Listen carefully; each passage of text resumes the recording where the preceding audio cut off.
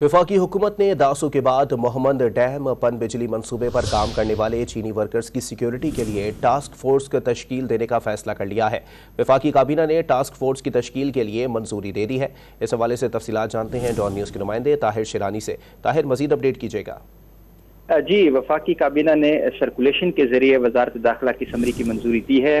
जराई का कहना है कि टास्क फोर्स का नोटिफिकेशन आइन के आर्टिकल 147 और 245 और इंसदादी दहशतगर्दी एक्ट 1997 के सेक्शन 4 के तहत जारी किया जाएगा।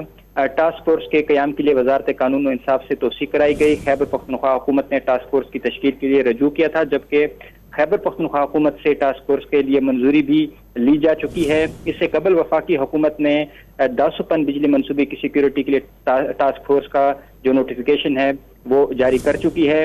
अब मोहम्मद डैम में भी चीनी जो बाशिंदे हैं, वहाँ पर काम करने वाले, उनकी सिक्योरिटी के लिए टास्क फोर्स तश्कील देने का फैसला किया गया है।